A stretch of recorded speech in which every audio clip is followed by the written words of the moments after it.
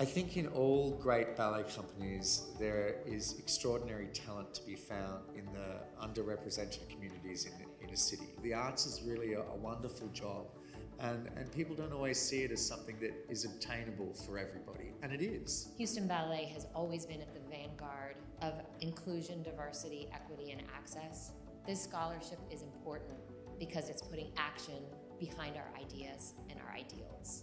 Lauren Anderson, she has this way of making you feel accepted and able to be your best self. She's like my ballet fairy godmother. This scholarship is an extension of her magic. It's her being a fairy godmother to the next generation of students. To have this scholarship named after me means everything. I mean, I only trained at the Houston Ballet Academy. This place is home. This is where I've always felt safe. This is where I could really be me. This is where my dreams came true. This will give some young dancer an opportunity to reach further than they ever knew they could go. I had no idea that I would ever be good enough to be a principal dancer. If I'd written the story, I wouldn't have written it as well as it turned out. So I would hope that this would just open the door for that type of story to be written, bigger and better than the student could have ever imagined.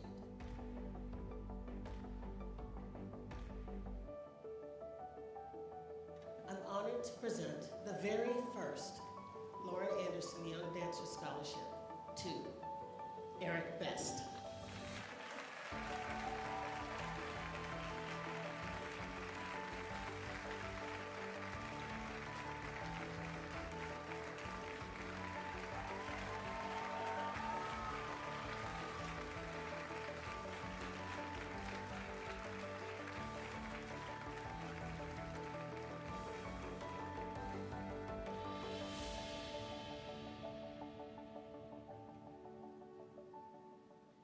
So I hope you've all had an opportunity to see that video before. If it's just the first time, I think it's we show it because Lauren is an integral part of Houston Ballet, and this is an opportunity to really honor her legacy.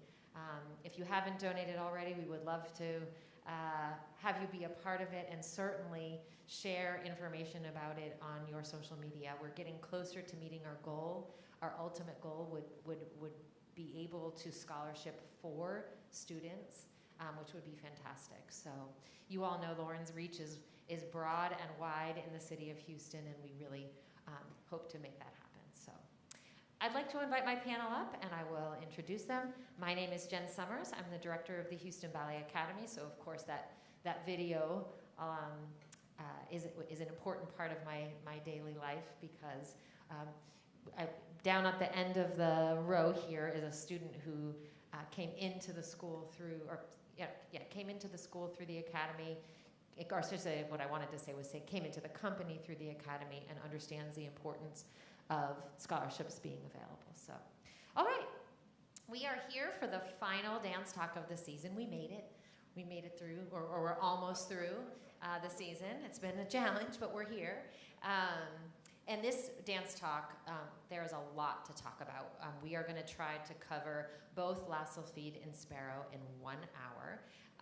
Before we get started with our content, just go ahead and turn off your noise-making devices, and know that the exit doors, should you need to leave during the discussion, are behind you on either side of the seating. So I am sitting next to, I don't probably need to introduce Stanton, but I'm going to. Stanton Welch is our artistic director and has been so since the 2003-2004 season. I looked this up. In that time, he has brought 148 new ballets into the company's repertoire. And I'll say 68 of those are his ballets, which is impressive too. Stanton had a dual role in this final production. Of course, he was the one who selected La Sylphide to replace Madame Butterfly when it came time, when we had to make that decision. And he's also the choreographer of the 69th Stanton Welch ballet, Sparrow, which is set to Simon and Garfunkel. And so let's say welcome to Stanton. To his left is Allison Miller, who joined the Houston Ballet in 2006. She was promoted to demi-soloist in 2013 and soloist in 2016 and first soloist in 2018, and she is going to dance the role of the Sylph in La Sylphide. So welcome to Allison. And they're out of order, but Jack Wolfe joined Houston Ballet in 2018 and was promoted to Corps de Ballet in 2019. This year, Jack choreographed a ballet for the company that had its world premiere at Miller Outdoor Theater last month. And you will see Jack in this next program, Dancing in Sparrow. So welcome to Jack. And at the end of the row, as I already said, Neil Burks came to the Houston Ballet Academy and moved into Houston Ballet too, and he joined the company this season as a member of the Corps de Ballet, and he will be dancing in Stanton Welch's new ballet, Sparrow, as well. So welcome to Neil. So while this isn't, we went into the season thinking, oh, good, we're done with that COVID year. It certainly has been we are far from done with it, and I think that most of the people in the audience know that we had to, first we moved Madame Butterfly, and then we replaced Madame Butterfly because we couldn't get it here from Australia. And you selected La Sylphide to replace Madame Butterfly, and I thought, obviously it was because we had to, but what are the reasons that you selected it specifically? Well, I think Sylphide is an important ballet. It's an important part of the classical canon. It's one of the oldest ballets, and it has beautiful dancing for both the Sylph and for James. There's a wonderful character acting role for the witch, and then there's another sort of soloisty male role for Gurn, and then a lead Sylph in Act 2.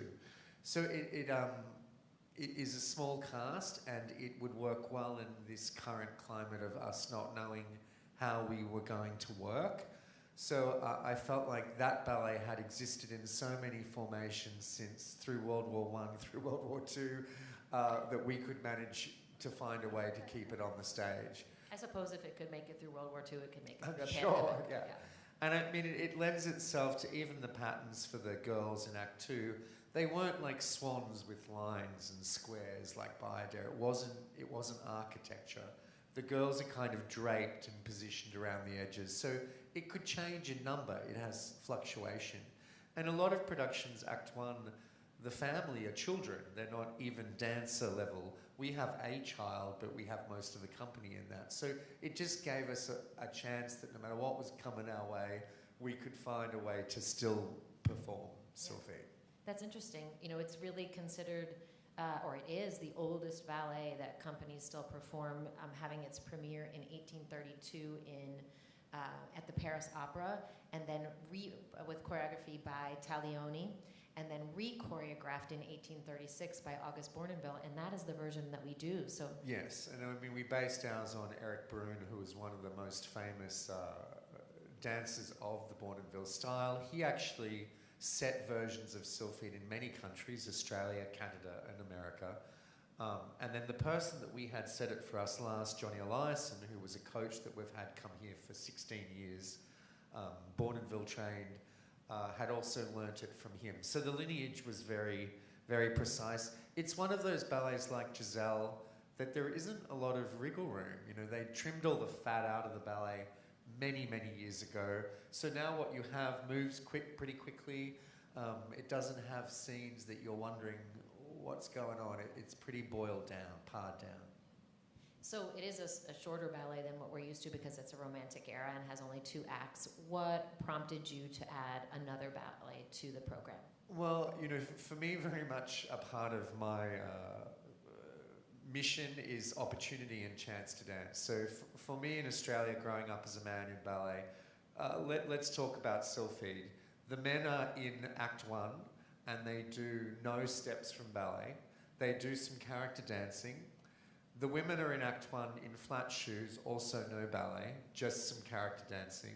Then in Act 2, the women, about 16 of them, put on point shoes and dance for about 6 minutes, 8 minutes, and the men go home.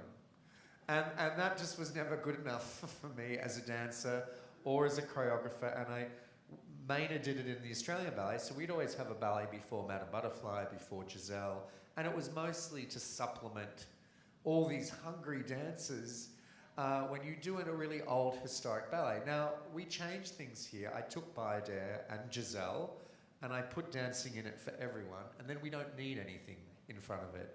But when we're going to go back and do it really historically correctly, I think that the other 45 dancers need some food. And hopefully it's great for the audience too. I mean, it's one for the price of, two for the price of one, and it's that kind of thing. You feel that way, Jack and Neil, like that Sparrow gives you an opportunity to really dance in this program? For sure. I'm in La Sylphide, I'm doing Witches, I'm one of 4 men who are dressed as these really ugly, gross characters, and same thing, there's not really much dancing. It's more acting and creating a scene, but it's nice to have Sparrow before that and opening the show because I can, get all my dancing out and, feel fulfilled as a dancer in the company, and then I get to be a character and have fun on stage, so, yeah. I mean, men in those days were rare. So it wasn't that they had great men and they weren't choreographing on them. No, they had actors and some older men and children, so therefore that's how you make the first scene. And then Giselle and all those old ballets often were that way. Napoli, the men were rarely in the other acts, and if they were, it'd be 1 or 2 featured guys, and the others do character dance. So Allison, what was your experience with La Sylphide before the season? Sorry, can you hear me? Yes. Thank you. I danced in La Sylphide in 2008, which was my 2nd season in the company. Is that right? 2008. And I was in the corps, and I loved it. I love, going back to, back in time. It feels like a museum piece. So to go back and find out how it's supposed to be done historically is really interesting to me. I enjoyed it then, and, I hadn't seen the ballet a lot. There are a lot of story ballets that you learn sections of, solos, throughout your training. But Sylphide is not one that happens with because the solos are so small and sort of intertwined within the mime and the story. So I hadn't really touched a lot of the movement, and I found it a little bit more challenging than I expected in the studio, just because, yeah, we'll get to that in a little bit. No, I was just going to say that, the other more classical ballets that we've done this year are Nutcracker and Jules. And they're very different stylistically than Sylphide. So what were some of those technical and artistic challenges that you face? Well, this is choreographed by Bourneville, so it's very petit allegro focused and very exposed choreography. I think a really interesting thing about this ballet is that it was the first danced on point. And I don't know, that just is really fun to know as I go through, it just feels special that this has been done for so long, and it was the first time point shoes weren't an acrobatic act. It was an elegant thing. One of the interesting things the other day with the Sylphs were in the corner, and they were trying the attitude turn because the attitude turn is not on point. So there are steps in this ballet that he has done on demi-point because the girls, I guess, had not all moved to that, or it was a part of the preference. So that's interesting for a ballerina who spends all her time, like in Swan Lake, on the tips of her toes to have that change. Yes, that's one of the hardest moves in the whole night. And it happens in the first minute of the dance, so we're all really happy when it's over. But but even things like how do I, the legwork is really difficult, but how do I carry myself in an airy way like a fairy? It took me a while to find my Sylph arms. We hold our arms kind of like this in other ballets, like Nutcracker, but to find the right character, like my body position, it took a little while, and finally, Barbara Bears, who we've been working with a lot in the studios, said, pretend like you're like leaning on something and looking in. The Sylph is always looking in the window at James. And finally, like that idea helped me find, and it like changed my whole body language, and instantly I felt like a little fairy. So it's been really fun to find those moments kind of unexpectedly, yeah. So I'm hearing you say that the softness and the airiness, as you're calling it, in the upper body is contrasted to what the expectation is down below. Correct, which is difficult. So much of it is airborne. So the softness in the arm is the exact opposite from what your legs are doing, which is that rhythm all the time.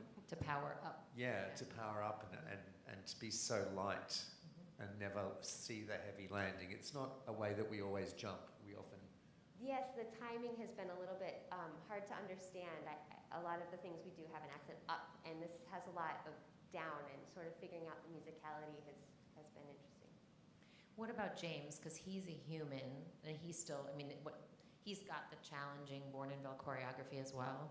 Yes, and unlike the Sylph, his solos are solos that most men do, or let's put it this way, when you go to dance competitions, you never see a Sylph, but you always see James. And the variation is pretty straightforward. It has what is interesting for ballet, which nowadays a lot of principal dancers would not do, but they reverse from left to right. So he's showing the technique is equally as strong on his left side, and then he does it to the right side, which for ballet is shocking. When you see that done really well, it is shocking that someone can really dance both sides. And that was way back then. Yeah. Well, he was a teacher, right, Bourneville? Yes, yeah. yes. And a lot of these exercises, or not exercises, sorry, the solos are exercises in his class. So he wove, the Balanchine was the same way. So they wove it into the class, and yeah. Would you want to, since you brought up class, do you want to talk a little bit about that Bourneville tradition of set class? Yeah, so the Bourneville tradition, they have each day of the week they have a class, a Monday class, a Tuesday class, so on and so forth, and right from baby through to adulthood, you do that class each day, which is pretty intense. That's not our experience as dancers.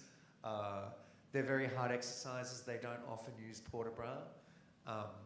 They're a training that I don't think a lot of people seek out just as their main training. And as a director, I find that the women and men that come from there, the men are stronger in their port de bras than the women. And I think that comes from the training. They hold their arms on bottom. There's a little bit of tension, yeah. Oh, so the story is original to the ballet. It was written, the libretto was written for it, and is quite typical of a romantic era ballet where you have Immortal, in this case it's James, who is yearning for something unattainable, and the thing that is unattainable in this case is a relationship with a non-human creature. Would you disagree? Well, I think that's Peer Gynt and Albrecht a little bit more. I think he is away with the fairies. I think he's not as longing for a future life or a different experience. He's just distracted. Oh, you think? I do a little bit. I think she's almost a villain in a funny way. Interesting. Well, she's seducing a man who's about to be wed from his wife and stable life. And every chance he can be in that life, he gets distracted by something else. You don't think you think he's passive in this? Oh, no. I just don't think he's dreaming of like Peer Gynt or of a future life of what I could be. He doesn't go and explore other countries. Yeah, he's not that deep. He's just easily distracted. I know. It's not that into you, yeah. Yeah. So you've just talked a little bit, Allison, about how you're trying to find your airy fairy. Do you feel like a seductress in this ballet? I think that the Sylph has no idea what a mess she's creating. I think that she's just a little bit naive. Okay, so a Sylph is a fairy of the air in 16th century mythology. So I had to go back and kind of, who is she? Because I kept trying to dance it as I would interpret the mime and the story, and that wasn't working. It wasn't reading because I'm not a fairy. I had to go back and think, okay, she doesn't even understand that deeply what she's doing by tempting James, right? So she does. She kind of comes in on a bad day. It's his wedding day, and she's like, hey, come play with me in the forest. Like, that's kind of it. Yeah. But I think she represents temptation. Yes. That's what fairies in folklore are not nice characters. They're characters like Puck and in the Greek, mischievous, and they cause drama and strife in people's lives. And I think that's what she is. She's in love with him, and she's a lovely person, a lovely Sylph, but she is causing she havoc. does, and I don't think it's this first Sylph who has seduced some man from his. It's like a test. Oh, maybe like it's a like morality a test. fable Yeah. in a way. Yeah. Can he withstand the temptation? Yes, and Gurn, who's the stable character who isn't as beautiful, isn't as recognisable, is the choice for Effie, who is the bride. Yeah. Where James is flighty and not as consistent. It's a message. Yeah. Do you think a message for the ladies? Make a good choice. Make a responsible The choice. stable guy with the job is better than the. Yeah. Okay. It's not. Yeah. Yeah. No matter how beautiful they are. It's like a Dear Abby situation a little bit. Who knew? But you are a Sylph, and he's a human. When you're working on the pas, how do you? Because in reality, both of you are actually humans. But how do you? What are the challenges, or how do you express that? How do you show that contrast between a mortal and an immortal?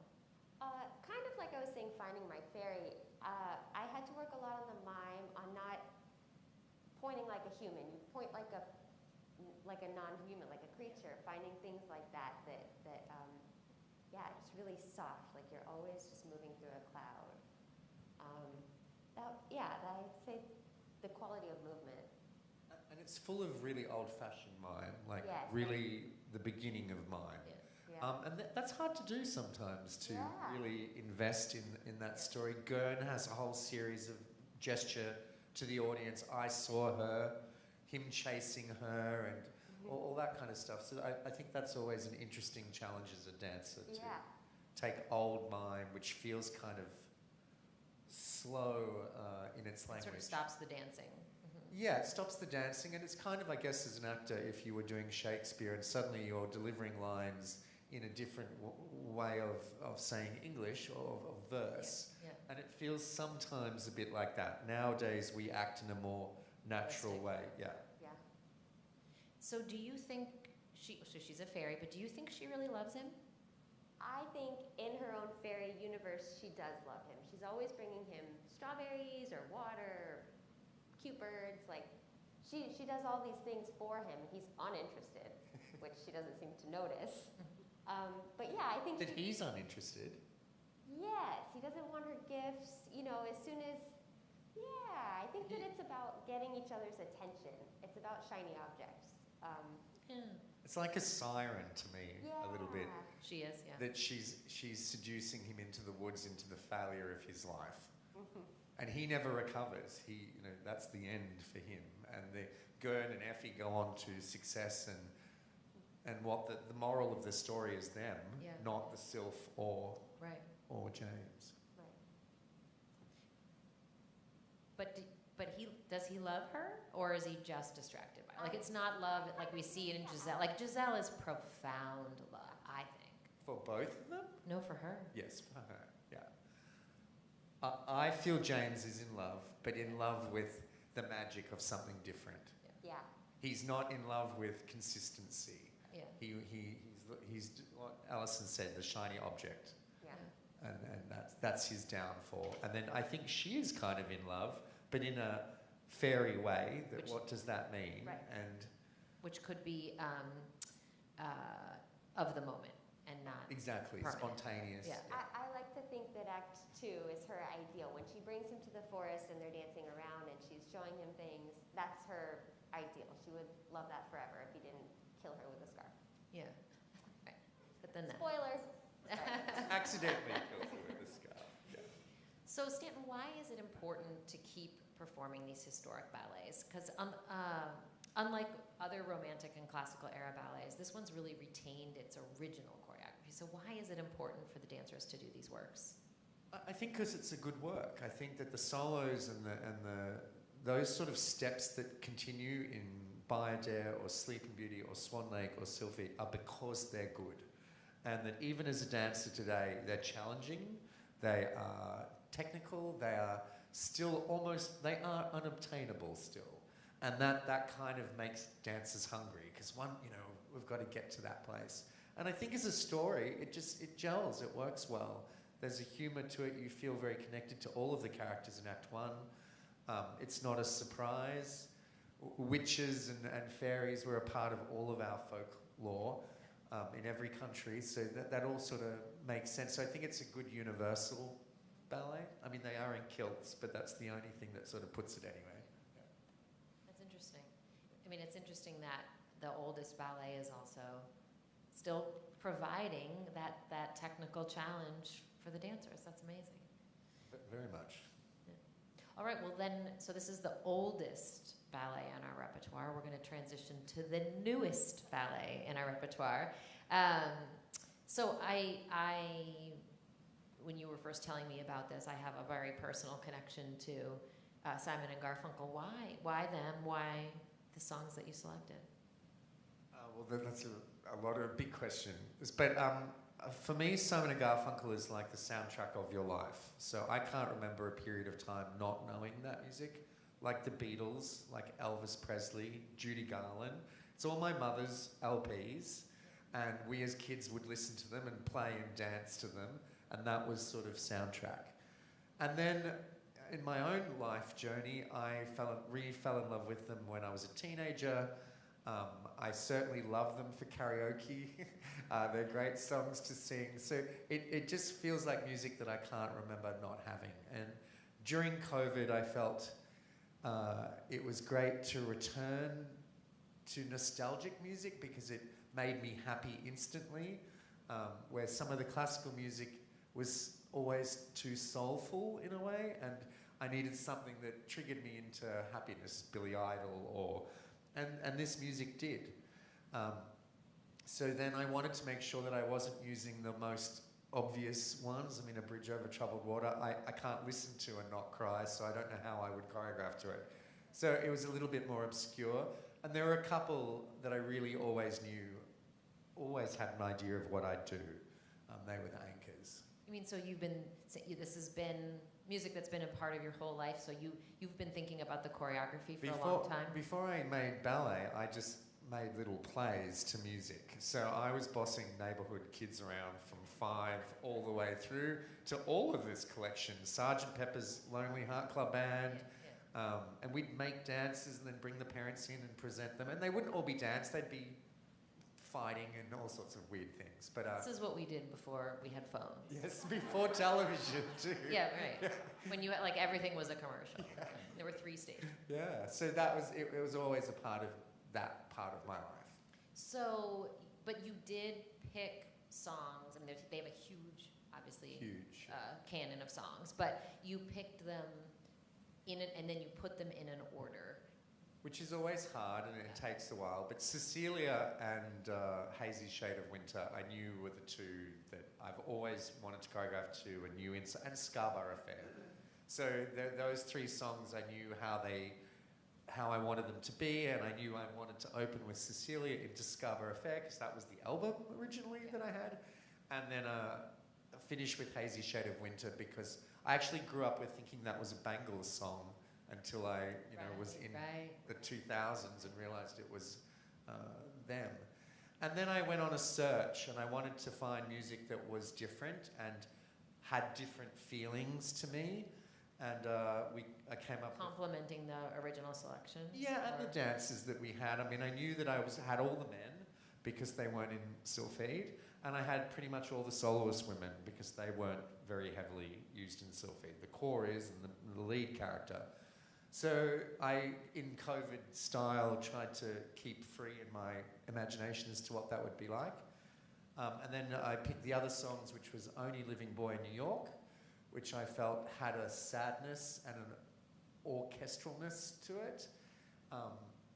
And I knew that from film, and I knew Baby Driver, which I felt made you want to dance and felt kind of like a rock and roll dance. Also, I knew that from film, not from my younger time.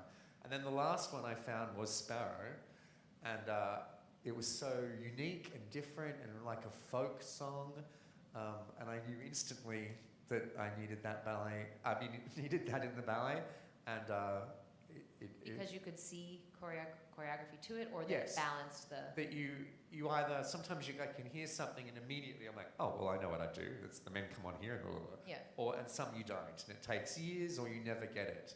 But if it's a fast trigger, and I also thought the message of Sparrow was perfect and summarized what I feel when I listen to their music, which is sort of a comfort. There's a hominess to it, like it makes me feel of warm and fuzzy. It's that kind of feeling. So it fitted into that category that we all return to dust. That is the circle of everything. I mean, their songs to me, because they are from the folk genre, often tell stories. Do you feel very much? Do you feel so? Is Sparrow? They're sad stories. The interesting Not Sparrow. thing is, yeah, the whole ballet. Is it a story? Are there little gems of stories? yeah. So it's sort of three reactions to things. There's my initial reaction to the music, which was a part of my growing up knowing the music. There is what you discover as a choreographer about yourself when you make something which is like a mirror reflecting back. And clearly I have sadness in me at the moment. I have Mark's death, which was my husband's death. Then we've had COVID. So as happy as I'm trying to be, there's a hint of sadness in things. And then the songs have that. So I've sung a lot of these songs in my head or played along to them for life, but never really listened to what they were saying. And then when you choreograph, you're listening to what they're saying. It's heavy stuff. Hazy Shade of Winter is a very, it could be a very sad song about trying to make yourself recover from something that is not recoverable. And Sparrow is about people being mistreated and trodden down, and no one offers help, no matter how much you reach. But ultimately, when we die, we're all the same. So why don't we just be like that now? Yeah. So do you, well, you're not telling a character going through all the songs, but you are trying to uplift meaning. The feeling.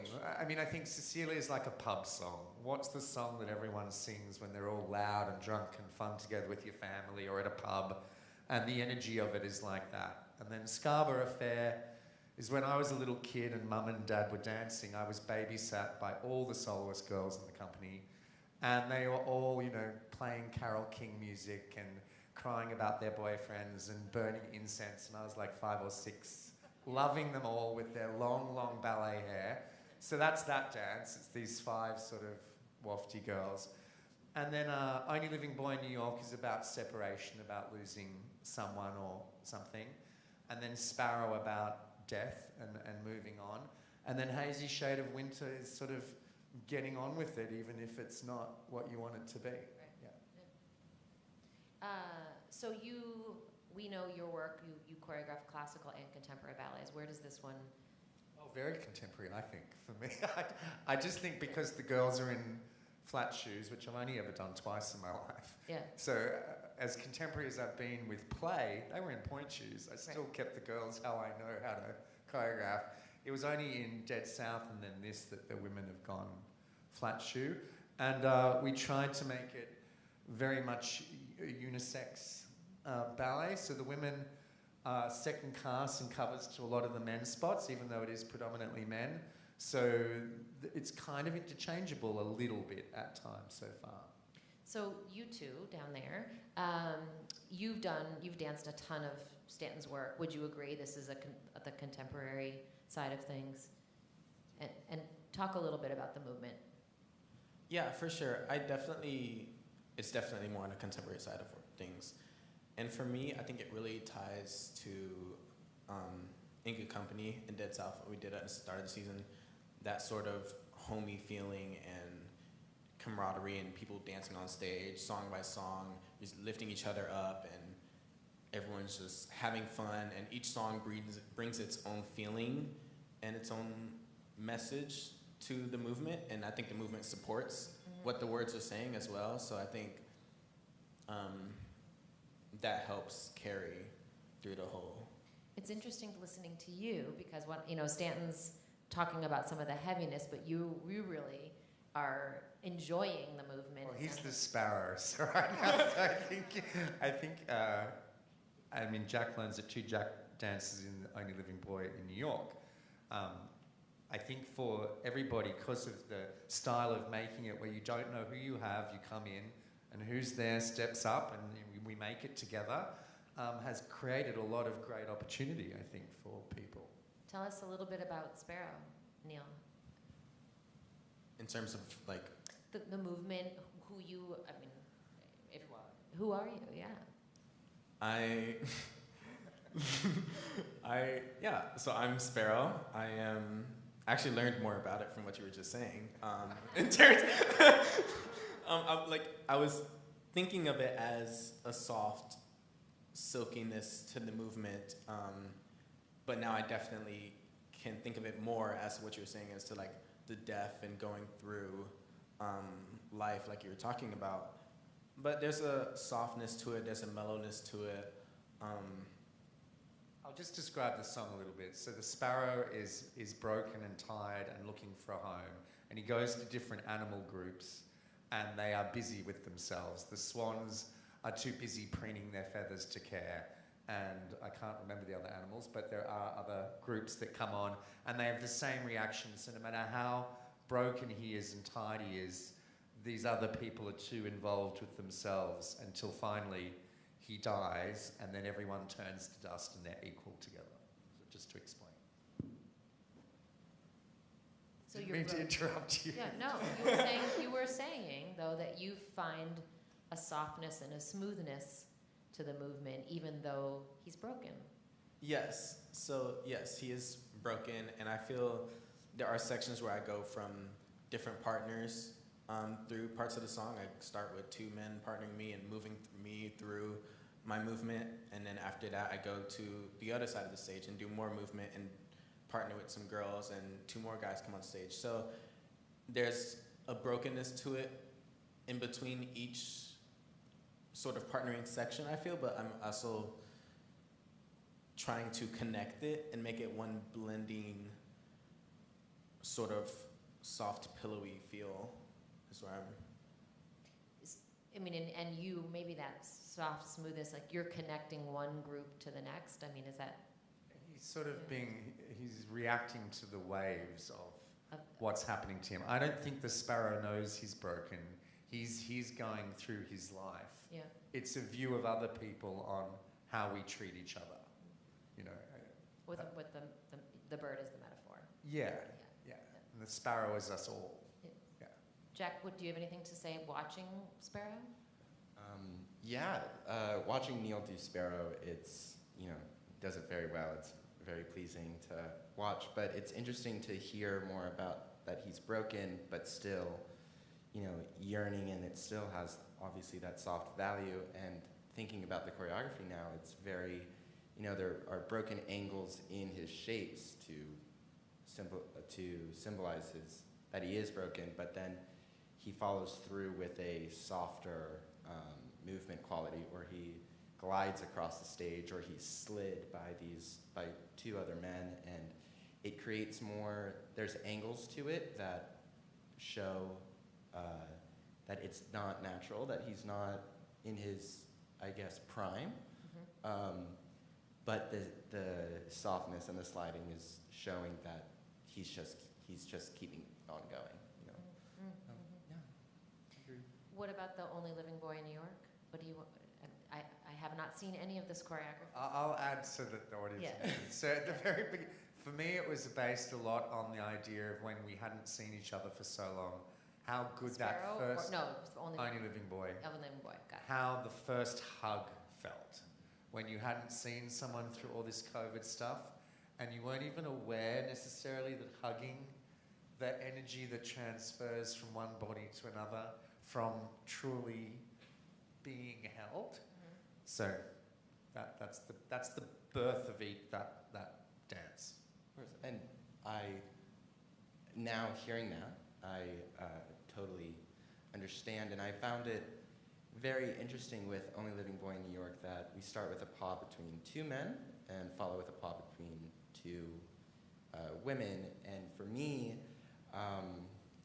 with it being about, you know, that physical connection and this ballet being more gender neutral, it's, you know, as a member of the LGBTQ community, I find it a very helpful and nice representation to be dancing with a guy in, not a romantic way, but I am slow dancing with another man and, you know, nestled into his chest, and it's nice to have that out there and have that on stage with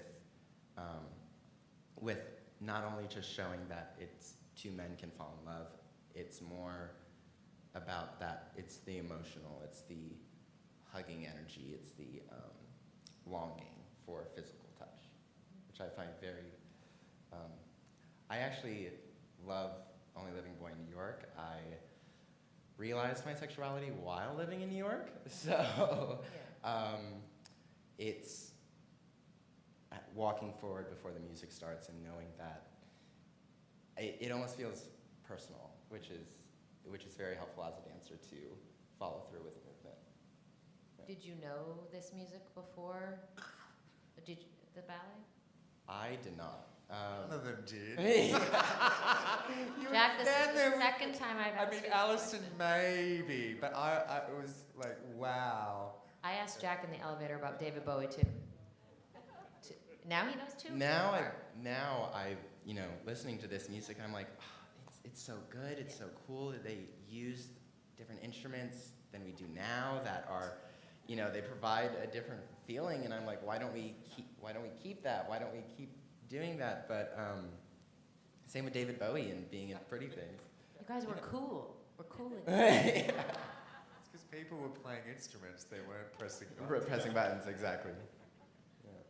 So I want to talk to you a little bit more. I mean, I did, as in my introduction, say that you had your first world premiere on Houston Ballet Dancers. So you've, in this season, been both, we'll call it in the front of the room sometimes. You had that experience, and now coming into the creation process with Stanton, did you bring anything as a choreographer back to the other side of the room? Does that question make sense? Of course. Totally. I totally had a different perspective walking into the studio for a new work. In the past, as a dancer, working with any choreographer,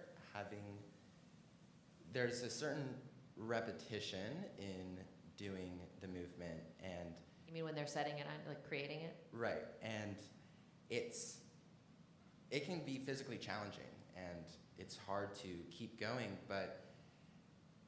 and having that, being tired but keeping on going, it can get, you know, frustrating. But now, after being the choreographer and having Sievert, my dancer, who performed the solo I choreographed, I would ask him, do it again, do it again, do it again, do it again. I need to see it again. I totally understand. And I'm much more open-minded to changes in the choreography, changes in the attitude of the emotion. And, you know, one day we can be in the studio, and then the next day it's a complete screen wipe, and we're gonna try something else. And I totally get it now. I know that choreography isn't just one person coming up with an idea. It's working together as from the choreographer and the dancer to see what is going to create, what movement is going to make the choreographer's vision come to life. If that makes sense. Did you have that experience when you transitioned from dancer to choreographer, or played both roles as well? That the choreographer helped you understand the process as a dancer more? We didn't have that many choreographers. Yeah. We had maybe one every 2 or 3 years, and so it wasn't as common an experience. Yeah, I mean, I felt it with guest people, like when Nacho would come and stuff like that, but yeah. I mean, and you all work with, you've worked a ton with Stanton, but you work with lots of different choreographers, and everybody's different, right? Oh, absolutely. Working with Azure Barton is completely different than working with Disha Zhang. You know, they're both great processes, and it's interesting to see how different choreographers' minds work and what movement can transpose from their body to a different dancer's body. And it's fascinating to see how that works and how, as a dancer, I can emulate what they want to see more rather than what feels natural in my body. And I mean, all three are very natural at that, you know, and in different stages where Allison, who would have a shorthand knowing what I was about to do to some degree. And then Jack is sort of midway into that stream and Neil is learning that. But all three are people that can watch a choreographer and mimic that. And that's a very unique, rare gift. And we have a lot of people like this, of course, in Houston Ballet, but that's what makes it such a great experience for choreographers, is because you can lift your elbow and then suddenly three of them will be lifting their elbow to match you. And that level of detail, and that's certainly what Billy Forsyth said, is that, you know, that we weren't rehearsing the ballet, we were talking about the art form and what the hand should feel rather than, can you please be on red on 4? We've done all that, and they have that covered. So the choreographer can really dig in. Yeah. Yeah. Well, you always call it a choreographer's Eden. Yes. Yeah. Well, before I turn it over to questions from the audience, you used, or you alluded to the fact that there's gender roles aren't so specific in this ballet, and Jack did as well. And certainly, the costume that you're seeing is worn by both the men and the women. You can blame my mother. That's how she dressed me and my brother and all my cousins for years in matching colours. Yeah. But and also that colors palette. Yes. Yeah. But why that? Why? I mean, it was the nostalgia of it. It's what it reminded me of. They had coloured LP albums that were like yellows and purples, and we'd be dressed like that with the big belt buckles on, matching, to go on an aeroplane. Yeah. You know, like, and that's sort of where I fit all that music into my head, and then people singing Bridge Over Troubled Water, crying, and my parents in another room doing, you know, having adult parties singing that song. Yeah. It was, yeah. I mean, it's true. The costumes are of the era. Like I'm a different gender than you. It's my brother and I, yeah, and all our friends, and we were all. I was saying earlier today, you know, when we were dressed like that, my brother, who was younger but chunkier than me, I'd always like, people would say, "Who's your sister?" to me. I'm like, not a girl. I don't know why you. And it was. I just like that sort of neutrality of the '70s, and that we were just all long-haired and all looked shaggy and all looked the same. Well, that makes sense with the costume choice because that's just how it was then. But in terms of the choreography, you were both you and Jack's. Yeah, I mean, it wasn't fluidity. I thought that the first movement would be all men and the second movement all women, and then after that it would transcend. It hasn't worked that way because of COVID, and the women never get sick. They're here all the time. They really do. I mean, oh my God. And the men are, you know, come on guys, you know that's the case. So yeah, of course. A lot of the women are now in the first movement in little parts, and I just kind of shared it a little bit more like that. But in the movement Jack's talking about, that was very much a decision, and I've done it in different ballets. Play has moments of that where you want to do a pas de deux on a same-sex relationship, and that it's important for people to see that and recognise it, and they'll be surrounded by more traditional relationships, but for those people that are looking for that, that means an enormous amount of connect, or it feels like a way into the ballet at times, and yeah. Well, but you have to dance in turtlenecks and corduroys. Have you tried it yet?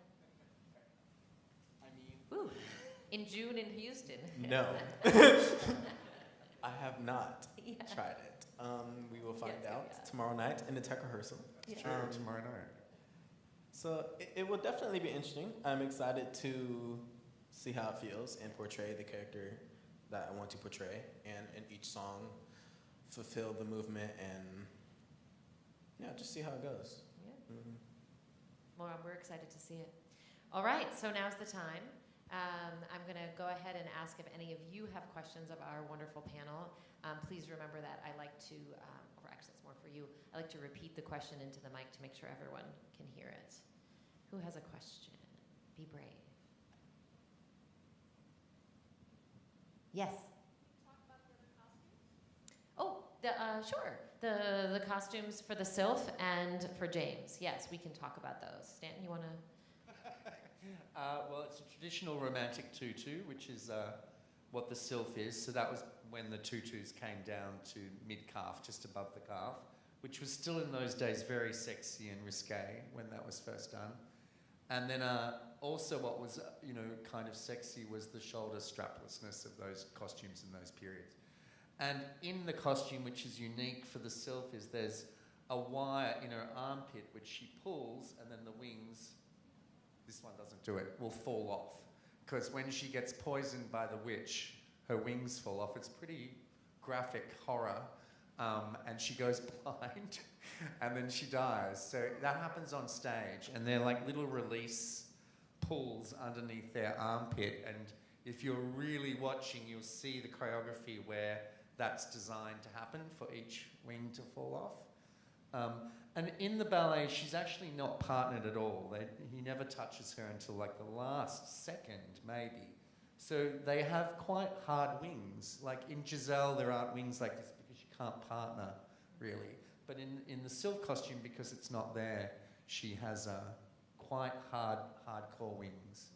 And then the guys are very traditional Scotsman.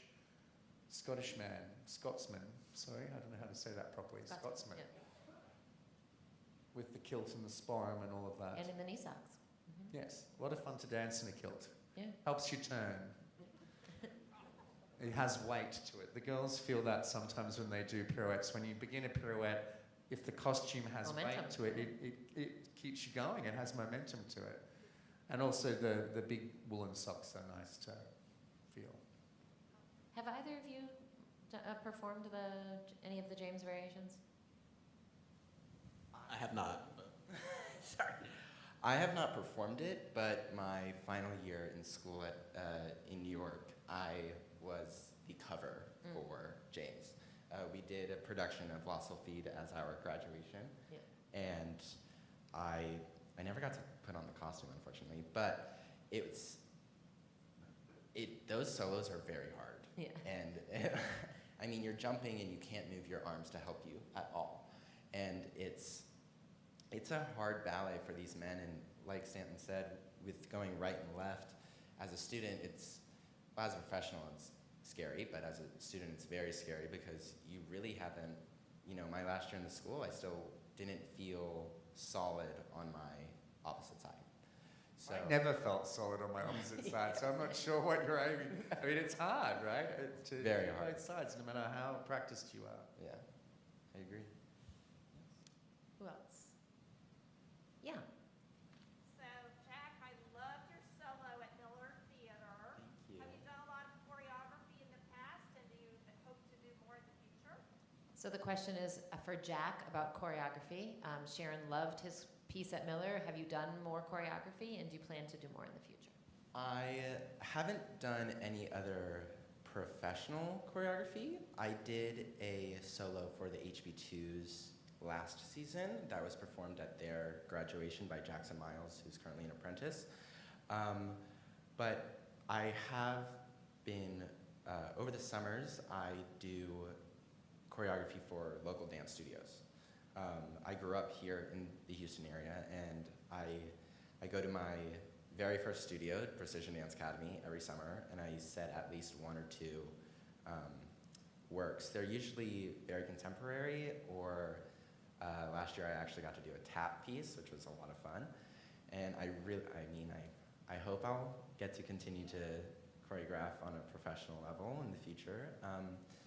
But I've always felt a tie to choreography. I remember being 12 years old and asking my teacher if I could perform a solo that I choreographed at a dance competition, or if I could, do a duet with my friend Kim because I think that the two of us could do this really cool lift together, or anything like that. I've always really enjoyed choreography, and I'm hoping to continue that. Yes, in the back. Yes. I have a question for Stanton. Yes. So you choreograph a lot to classical music as well as pop music. So my question is, does your creative approach, your creative process vary between classical or pop music? Do you feel more or less restriction in one? So the question is about Stanton's musical choice. He's choreographed to both classical music and pop music. And how does the music selection impact your choreographic process? I don't know if it changes the process of, as far as listening to something, writing it out, having an idea. But the musical structure, right? If you're doing a Mozart concerto, you've got the form that he Same held on with the to. pop song, though. Right, because they have verse, chorus, verse, chorus. I think something like Stravinsky, Rite of Spring, which had sort of very few boundaries or structure, feels different than doing Bach or Simon and Garfunkel, which is structurally sort of the same shapes, if that makes sense. I think that it has been inspiring to use other music other than classical music, not because I don't love classical music, I love it and always want to choreograph to it, but to open up for other audiences and for younger generations to have music that is connected. Even I listen to this and think, oh, well, I grew up with it, but for them it's historic, old history music, like Dancing to Rooster was for my generation. It wasn't music that I listened to, but I think it's cool. Company B, same thing to Andrew Sisters. So I think it's great for ballet companies to move into that idea that all music genres have strength. But I don't think it changes how I actually make something. Yeah. Just to add to that, Stanton, what about songs that have words? Is that more challenging? But the question is, when he's choreographing to songs that have words, is that more challenging? It's challenging in the fact that people have a preconceived idea a little bit to what it will be, but I don't often really try to follow the word. So I think that there is a preconceived idea, but the same thing can happen with Romeo and Juliet or Nutcracker, that people think this must be that thing to that music, and then when it's not, they're upset about it. So I think pop songs can sometimes have that. Bless you. But you, so you are inspired, though, by the lyrics. It's just that you don't choreograph to. Sometimes you go exactly in the opposite to the lyric. I think it depends on what, is it ironic, or is the lyric repetitive, or how do you play with that? I think in this I'd probably actually indicate a few more times to the lyric than I would normally. In Dead South I didn't as much, I don't think. What else? Yeah.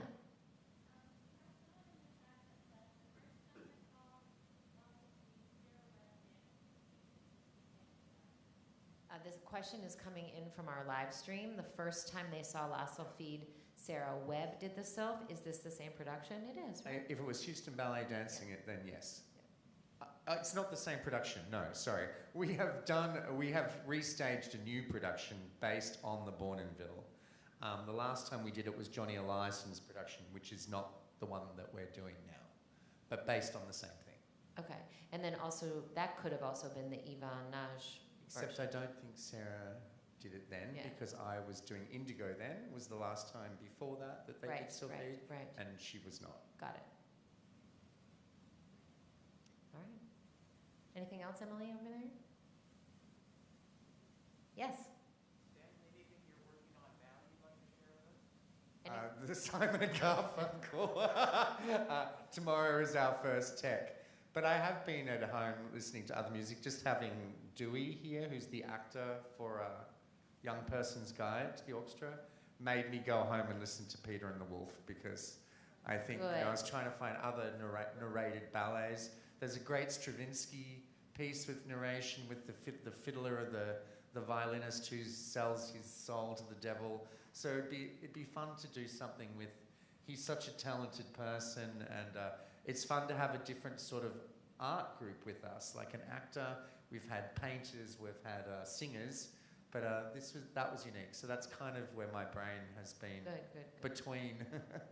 It's good for the school. I've been angling for Peter and the Wolf for a while. Anybody else? But you are pretty consistently, and things are moving around in there. Yeah, but COVID's been a weird. I mean, as you know, we are in meetings about all sorts of things that, if you asked me 3 years ago, would I have even talked about how much you wash your hands or how much air circulation there is in this room right now? Well, we can rattle that off for you. It's quite good. We know how far we should sit apart and what we should touch, and that has been interesting. So that's why I think the nostalgia of returning to early music from my life. I mean, one of the things I also have listened to a lot recently is Sgt. Pepper's Lonely Heart Club Band. That's a good one. Because what a great album that was, from top to bottom. It feels like an event when you listen to it, and I hadn't listened to it in its entirety for years. And I've been listening to that a lot too, and you all don't know what that is. Well, also, I'm just telling them, because you have to, what Stanton's saying is it's not, you don't listen to songs, you listen to the album. Just making sure you're clear. It depends on the singer. Yeah, I suppose. Anything else? Yes?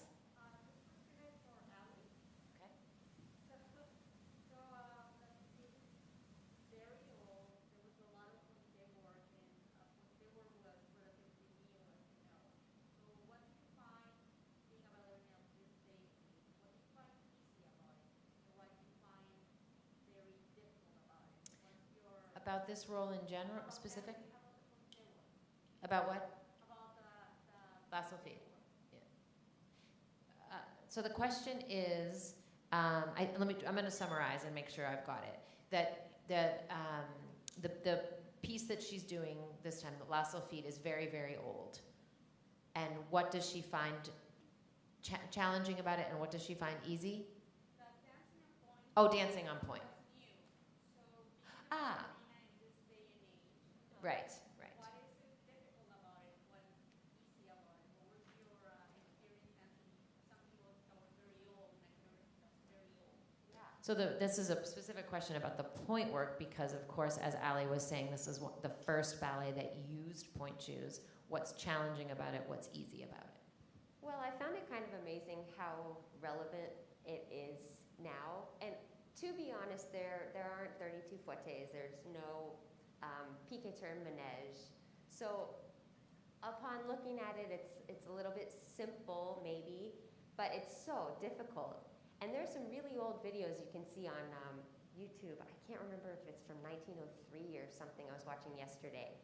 Amazing to see how the dancers use their upper body to make the steps easier. It's like things that I can still learn from these people dealing with this footwork that's really difficult. It's been fun to see that it's just still just as hard. And we were talking about the point work specifically. There's a little bit less of that than in another story ballet we might do, but the use of demi-point happens quite a few times in a pirouette that they wouldn't have been able to do on point, that now we find it even harder that it's on demi-point in the point shoe. Because of the shoe. I think because of the shoe, yes. Point shoes have this like leather little bit on the bottom, and it makes it hard to dance on the demi-point. So the point shoe in those days were just the shoes that men wear, and the women went on their toes. Where now they have cardboard and plastic and all sorts of leather and things into the shoe. So dancing on demi-point for the shoes that Allison's grown up in is very hard, where the older shoe would have been easier on demi-point but harder on point. So there's actually like a balance both ways. Right.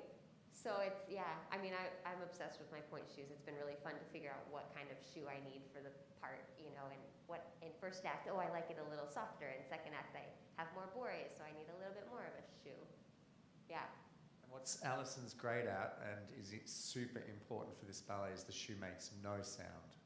It cannot have any sound, because otherwise all you're hearing is tapping. Because she's a fairy. They don't Fairies tap. don't tap. You know. Yeah. it's been fun. It's really interesting. It's surprised me along the way. All right, I think that's a good place to leave it. This program, this weekend, if you haven't yet seen the originals program, you have one more weekend to do that. And then we have 2 weeks of La Sylphide and Sparrow.